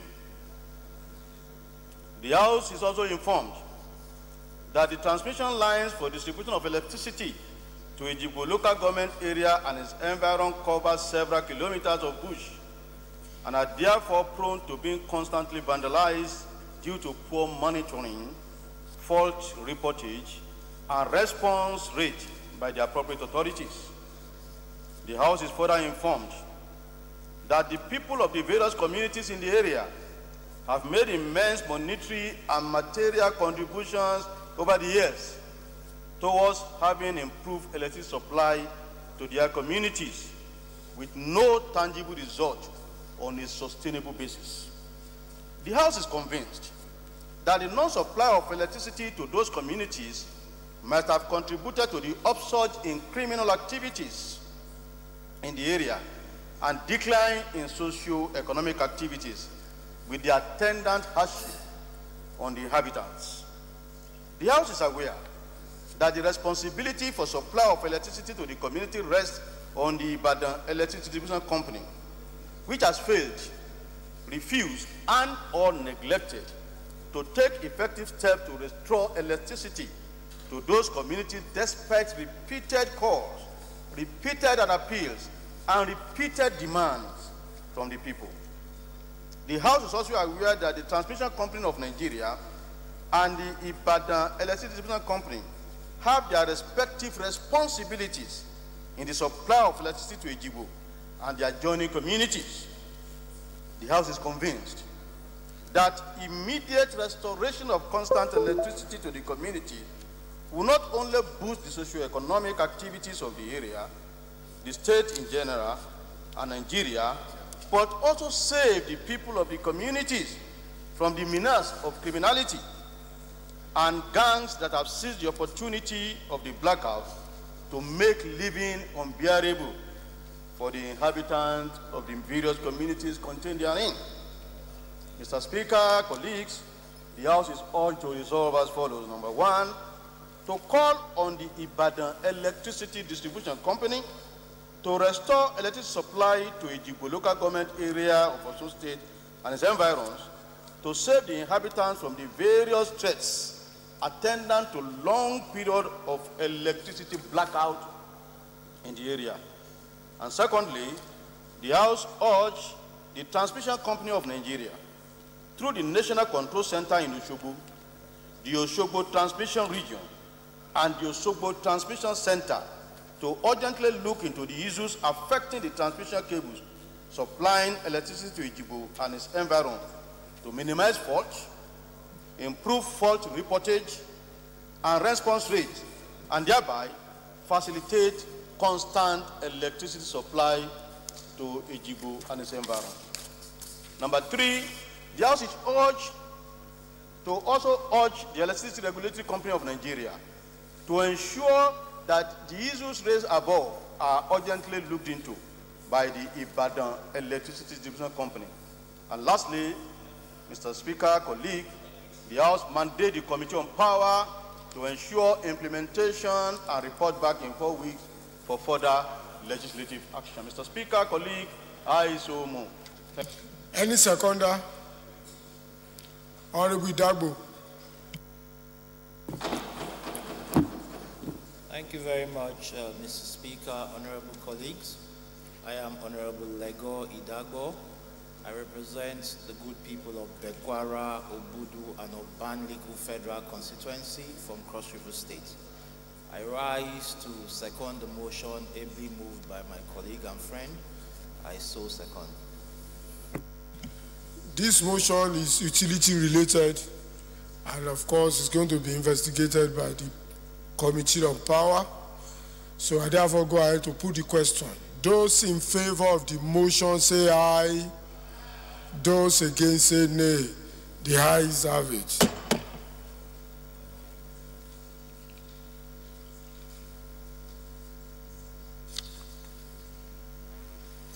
Honorable colleagues, the seventh order of the day is a motion on need to investigate the status of the nation's 4 refineries, their turnaround maintenance time to date, and regular stroke modular licensed refineries standing in the name of Honorable Ibrahim Ayokunle Isiaka.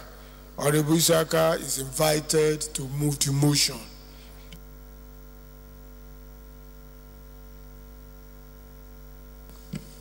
Thank you very much, Mr. Speaker. Once again, distinguished honorable members. Honorable Ibrahim Ayokunle Isiaka is my name. I represent the very good people of Ifor Federal Constituency. I'm from Ogun State, Mr. Speaker. I rise, Mr. Speaker, to move a motion on the need to investigate the status of the nation's 4 refineries, their turnaround maintenance that is time to date, and regular/modular licensed refineries. I so move, Mr. Speaker. And the House notes that Nigeria, the 12th largest oil-producing nation in the world, with an estimated 37.2 billion barrels of crude oil deposits, and ranking 7th in the world in terms of gas reserves of about 187 trillion cubic feet of gas, is not among the 3 top countries in Africa in terms of refining capacity. And it is only, Nigeria is the only member of the Organization of Petroleum Exporting Countries, OPEC, that depends on imported refined petroleum products.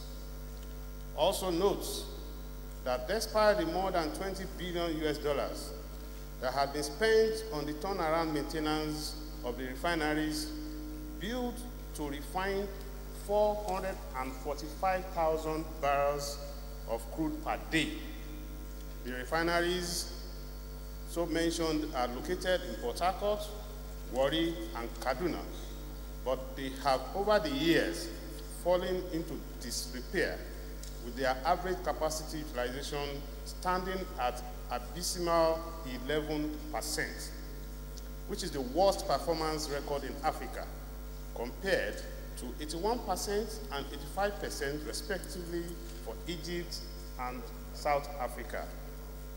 The House is cognizant of the fact that a whopping sum of $308 million, $57 million, and $200 million, that is almost 264 billion naira, have been spent on maintenance of our 4 refineries. Yet, it was reported that Nigerian National Petroleum Corporation, NNPC, recently says they will be going and seeking for 1.8 billion US dollars again to carry out another turnaround maintenance to make the refineries attractive to investors. The House is informed that Senegal runs 1 refinery with 27,000 barrels per day capacity. Cameroon has 1 refinery with 42,600 barrels per day. Congo has 21,000 BPD, that's barrels per day. Niger Republic has 20,000 barrels per day capacity. Chad has 20,000 barrels per day capacity. Zambia has 34,000 barrels per day capacity. Gabon has 25,000 barrels per day capacity. Algeria has 499,000 barrels per day capacity, while Libya had 380,000 barrels per day capacity. In South Africa, there is 6,226,500 barrels per day, and Egypt has 1,102,550 barrels per day, respectively. The House is concerned that despite major paradigm shifts and consideration of different reliefs, including reduction of license fees for new refineries from $1 million US to $50,000 to make domestic refining attractive and reduce the huge capital flight due to fuel importation, and to meet local demand and possible exports. Only Aliko Dangote has put the license to use, and no efforts have been made to revoke the licenses given to individuals and corporate organizations that got licenses to build refineries and they have not been able to utilize them. The House is also cognizant of the primacy of fuel in the nation's hierarchy and of the needs and importance to the economy, as public energy supply is grossly inadequate. And so, 80% of economic and domestic processes depend on power from generators. The House believes that the government ought to have an interest in ensuring the provision of affordable fuel because of the unacceptably high level of poverty in the country, which stands at 69%, mainly due to unsustainable level of general and youth unemployment, which stands at 24% and 45% respectively. The House therefore resolves to set up an ad hoc committee saddled with the responsibility to: 1. Ascertain the viability of continuing investments of public funds on the nation's 4 refineries and allocation of a whopping 445,000 barrels per day for local crude utilization. 2, Mr. Speaker, to determine the current utilization level of Warri, Kaduna, and Port Harcourt refineries. The House is to carry out a comprehensive investigation on turnaround maintenance carried out to date since inception on our 4 refineries. And finally, to identify the private and corporate individuals that have refused to utilize the licenses, both regular and modular. Then their readiness and status of all current holders of the licenses, and the committee to report back to the House within 90 days for further legislative action. I so move, Mr. Speaker. Honorable Schwab. Thank you, Mr. Speaker, my honorable colleagues. My name is Abdurrahman Shuaibu. I represent Mubi North, Mubi South, and Maiha Federal Constituency. I'm from Adamawa State. Mr. Speaker, I rise to second this very important motion moved by my neighbor and friend. I so second. Yes, Honorable Isaka, the motion is extensive, and so we will leave it to the prayers. So I'll therefore go ahead and put the question. I hope honorable colleagues listened to the motion and read the motion as presented on the other paper. Those in favor of the motion say aye. Those against say nay. The ayes have it. The 8th order of the day is a motion on the continuing abuse of court order and illegal use of armed men by Presco Nigeria Limited to unlawfully appropriate customary and ancestral land belonging to the people of Egborigun in Agbon Kingdom, Delta State, standing in the name of Honorable Lovett DC. Honorable DC is invited to move the motion.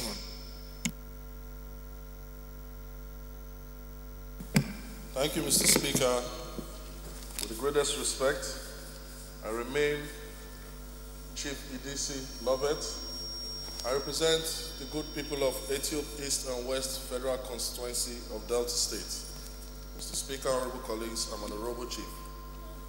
Mr. Speaker, I rise to raise this motion on the continued abuse of court order and illegal use of armed men by Presco Nigeria Limited to unlawfully appropriate customary and ancestral land belonging to the people of Igborigun, Ovre Abraka, Ovre Okpara, Ovre Eku in Agbon Kingdom of Delta State. Mr. Speaker, the House notes that under this dispute in this matter is known as the Igborigun, which belongs to the people of Igun in Agbon Kingdom and other boundary communities of Delta State, straddles both sides of River Ethiopia. The House also notes that the land was wrongly carved into Orowo local government area of former Delta State, now Edo State. And following the invitation of the National Boundary Commission to determine the boundary areas, the government of Edo State and Delta State signed a communique for the maintenance of status quo pending the report of the Commission. The House further notes that despite this agreement, the government of Edo State leased this land to a private company called Presco PLC, which is into palm oil production business. The House is aware that the people of Agbon Kingdom obtained the order from Isiokolo High Court mandating all parties to maintain status quo, but Presco PLC, acting under the protection of the law enforcement agents, has been disobeying the court order in the process, oppressing, arresting, and compelling the people to sign undertakings to interrupt the ongoing acts of the land grabbing by Presco. The House resolves to call on the Inspector General of Police to take steps to enforce the judgment of the High Court of Isiokolo and to further stop the uprooting of crops by Presco. The House also urged the National Boundary Commission to expedite action and release the reports of the investigation in the land dispute, and also mandate the Committee on Public Petition to investigate the matter and report back to the House within 8 weeks. I so move, Mr. Speaker. Thank you. Honorable Lovett DC, initially, if I had taken a look at the motion, it would have come by way of petition. Your motion would have come by way of petition. But it's already taken. We are going to look for a seconder, but we are not going to give you the privilege of discussing it. Because of the allegation contained therein, it must be properly investigated. So, Honorable, any seconder? Yes, Madam Benue.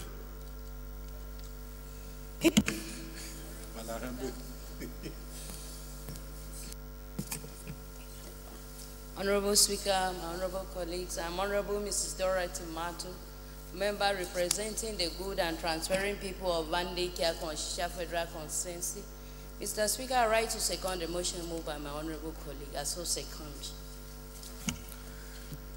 Those in favor of the motion say aye. Those against say nay. The ayes have it. So motion is properly referred to the Committee on Public Petition.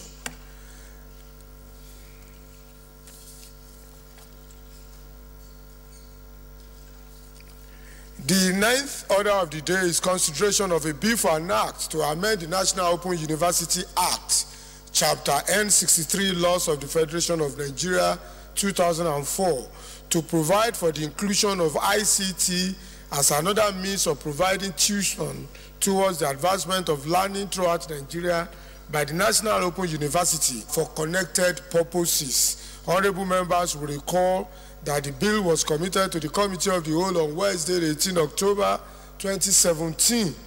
The leader will move for its consideration. Acting leader. Honorable Speaker, honorable members, I hereby move that a bill for an act to amend the National Open University Act, CAF, N63 Laws of the Federation of Nigeria 2004, to provide for the inclusion of ICT as another means of providing tuition towards the advancement of learning throughout Nigeria by the National Open Universities and for connected purposes, House Bill 1040 be considered. Secondary Chairman, Rules and Business.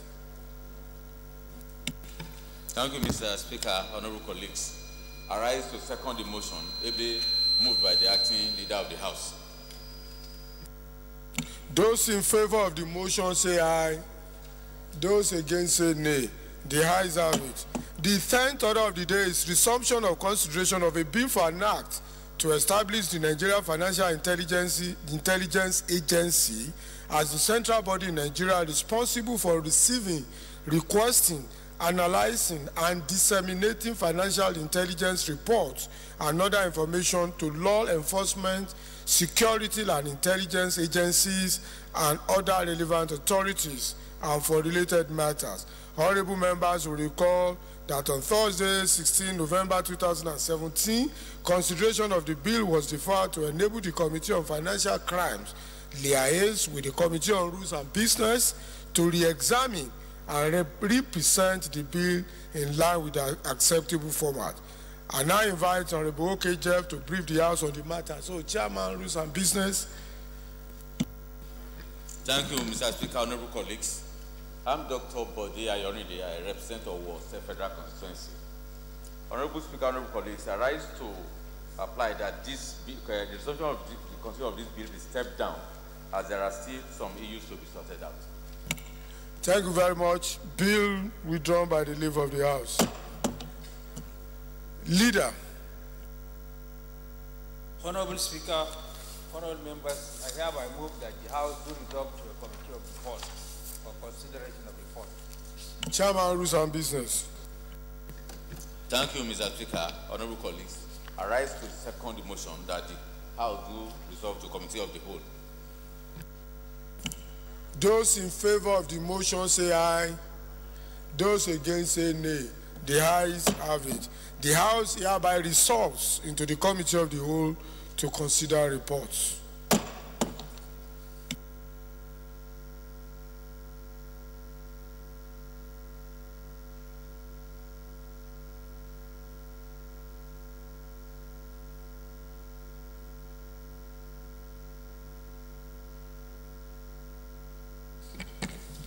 Honorable colleagues, the report to be considered is a bill for an act to amend the National Open University Act, Chapter N63, Laws of the Federation of Nigeria 2004, to provide for the inclusion of ICT as another means of providing tuition towards the advancement of learning throughout Nigeria by National Open University and for other connected purposes, House Bill 1140.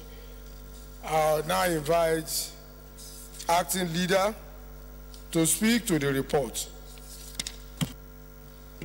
Honorable Chairman, honorable members, this bill is straightforward. As lawyers would say, it's res ipsa loquitur. It speaks for itself. Well, you know, we are living in a technological world whereby the conventional method of teaching, whereby people will go into classroom and then a teacher will come and teach them, we have moved away from that.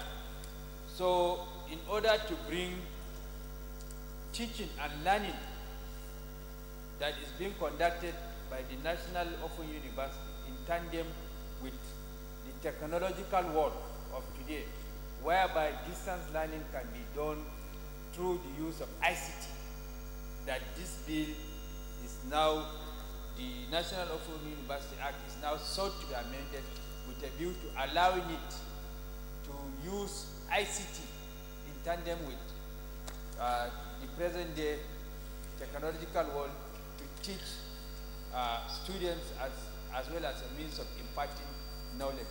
So essentially that is the intendment of that bill. Acting Leader. We are going to deal with matters in column 2. It's an amendment bill, and let's now start considering clause by clause of the amended part. Clause 1, clause 2, clause 3, clause 4, clause 5. Clause 5 is on page 6. Clause 6, clause 7, clause 8, clause 9, clause 10,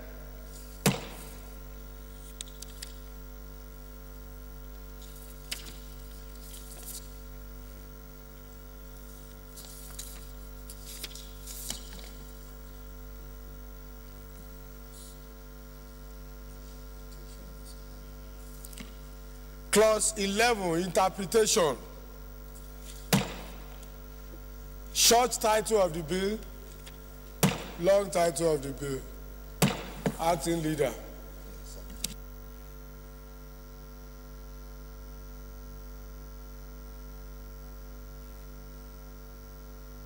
Rules and business. Thank you, Mr. Chairman, honorable colleagues. I rise to second the motion that the House do revert back to plenary. House hereby reverts back to plenary to report progress.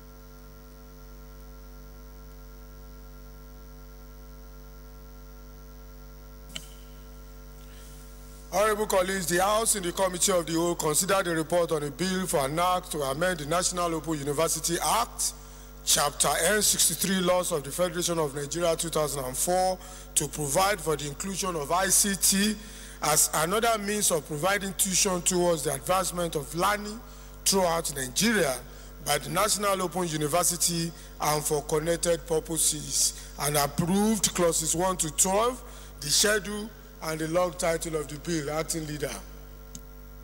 Honorable Speaker, honorable members, I hereby move that the House do adopt the report of the Committee of the Whole. Chairman, Rules and Business. Thank you, Mr. Speaker.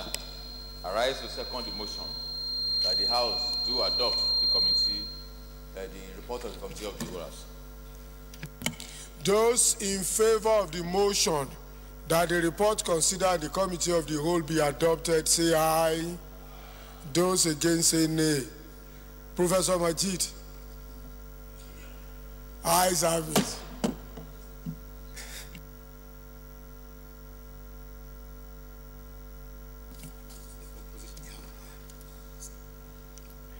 Announcement. Membership of the ad hoc committee to investigate the non-remittance of the Nigeria Social Insurance Trust Fund, NSITF, contribution by the federal, state, and local governments. Membership. Honorable Luwole Oke, Honorable Munir Baba Dan Agundi, Honorable Tokpe Olayonu, Honorable Babatude Kolawole, Honorable Sylvester Ogbaga, Honorable Ekpotai, Honorable Dennis Amada, Honorable Isa Ibrahim, Honorable Mohammed Nur Sharif, Honorable Salisu Sakari Ninji, The committee is to be headed by Honorable Chukuma Oyema. I announced in the morning that we are going to start the debate on MTF tomorrow. Although the MTF thing was formally wrongly referred to the committee because it has not been debated. So we are starting the debate tomorrow, and we're going to do that for Wednesday and Thursday, when thereafter it will be properly referred. Then there's going to be debate on the 2018 budget starting on Wednesday, 28 November 2017, and it's going to go through 28, 29, and the 30th of November. And we're going to have a public hearing on 2018 budget on December 4, 2017. And finally, there's going to be a meeting of leadership and the chairman of committee on November 30, 2017. That is the timetable for the House in the next 2 weeks. Acting leader.